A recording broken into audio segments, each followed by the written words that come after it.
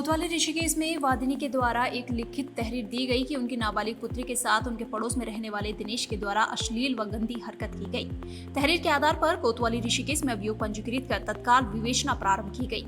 इसके पश्चात संबंधित अभियुक्त को वीरपुर खुर्द विस्थापित ऋषिकेश से गिरफ्तार किया गया है। थाना भगवानपुर पुलिस द्वारा भगवानपुर क्षेत्र अंतर्गत green dart health food private limited company पर जाकर वहां कार्यरत महिलाओं को जागरूक कर कार्यस्थल पर महिलाओं के साथ होने वाले यौन उत्पीड़न के संबंधी जानकारी दी गई। साथ ही डायल 112 व 1090 के संबंध जानकारी दी गई। पुलिस अधीक्षक चमोली रेखा यादव के द्वारा फरार अभियुक्त अपराधियों की गिरफ्तारी के लिए वैधानिक कार्रवाई करने के आदेश के अनुपालन में थाना थराली पुलिस द्वारा 5 माह से फरार चल रहे वांछित अभियुक्त को गिरफ्तार किया गया है। ये 9 अगस्त 2022 को एक तहरीर आई थी जिसमें वादी द्वारा बताया गया था उसकी नाबालिग लड़की कहीं चली गई है, तो उसमें तत्काल अभियोग पंजीकृत कर लिया गया था और विवेचना के दौरान प्रकाश में आया था उसके यहाँ मोहित नाम का लड़का जो पेंटर का काम करता था, बिजनौर का रहने वाला था, उसकी लड़की को लेके चला गया है। तो इसमें काफी जगह दबिश दी गई थी, प्रयास किए गए थे, परंतु ये अभियुक्त लगातार फरार चल रहा था और इसमें माननीय न्यायालय से MBW प्राप्त कर लिया गया था और 82 भी इसकी करवा दी गई थी। तो इसमें लगातार फरार होने के कारण अभियुक्त के ऊपर 10,000 का इनाम भी घोषित कर दिया गया था।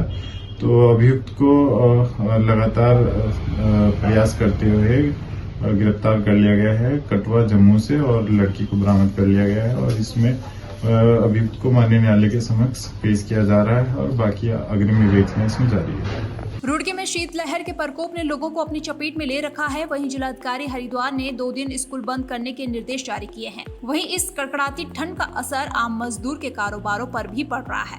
बहुत ज्यादा फर्क है, आदमी नहीं दिखाई दे रहा, रिक्शा वाले नहीं दिखाई दे रहे और भाई सारे काम ढीले चल रहे जी। बहुत कारोबार तो बिल्कुल ठप हो गए। सर्दी बहुत ज्यादा चल रही है सर्दी, इस वजह से 300 रुपया कमाते हैं पूरे दिन में, वही किराए में चला जाता है। रुड़की के शताब्दी द्वार चौक पर अंडे बेचने वाले युवक की देर रात मामूली बात को लेकर पीट कर हत्या कर दी गई, जिसके बाद मौके पर अफरा तफरी मच गई। वहीं घटना को अंजाम देने वाले एक आरोपी को पुलिस ने गिरफ्तार कर लिया है और अन्य आरोपियों की पुलिस तलाश कर रही है। पुलिस ने शव को कब्जे में लेकर पोस्टमार्टम के लिए भेज दिया है। किसी बात पर आपसी विवाद में एक युवक की स्टील की बाल्टी से पीटकर हत्या किए जाने की बात हुई थी कल रात में। इस संबंध में मृतक आकाश उर्फ साधु के पिता स्वामीनाथन की ओर से तहरीर दी गई, जिस पर अंतर्गत धारा 302 IPC का अभियोग पंजीकृत किया गया और उस अभियोग में वांछित अभियुक्तों की गिरफ्तारी हेतु प्रयास किए गए, जिसके फलस्वरूप अभिषेक नामक अभियुक्त को गिरफ्तार किया गया है। अन्य अभियुक्तों के बारे में आवश्यक जानकारी एवं सुराग से पताराशी की जा रही है। मेरे लड़के का मर्डर हुआ, सबको पता, बाजार को पता, सबको पता, बेअन्याय में मारा गया मेरा लड़का। मुझे इंसाफ चाहिए।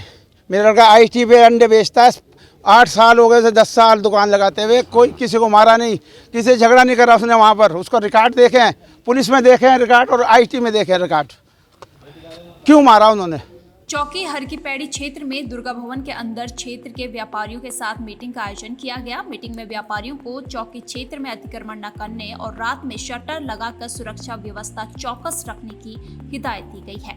साथ ही नौकरों का सत्यापन करने के लिए भी प्रोत्साहित किया गया। वहीं व्यापारियों द्वारा मकर संक्रांति स्नान पर्व के दौरान व्यवस्थाओं को दुरुस्त करने में पुलिस प्रशासन का सहयोग करने का आश्वासन दिया गया।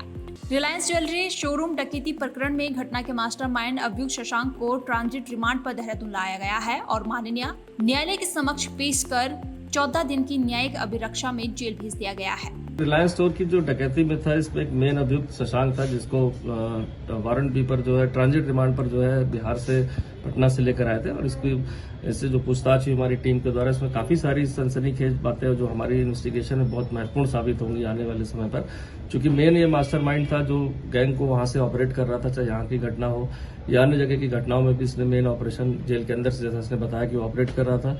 जो भी गैंग के लड़के जो उपलब्ध कराए जा रहे थे, सुबोध और एक नया नाम इसमें जो इसके ऊपर का आया, इसमें रंजन नाम से आया, फुल्लू सरदार, राजीव रंजन नाम है फुल्लू सरदार, जो अन्य इसी तरह के आपराधिक वारदातों में वहां पर जेल में निरुद्ध है।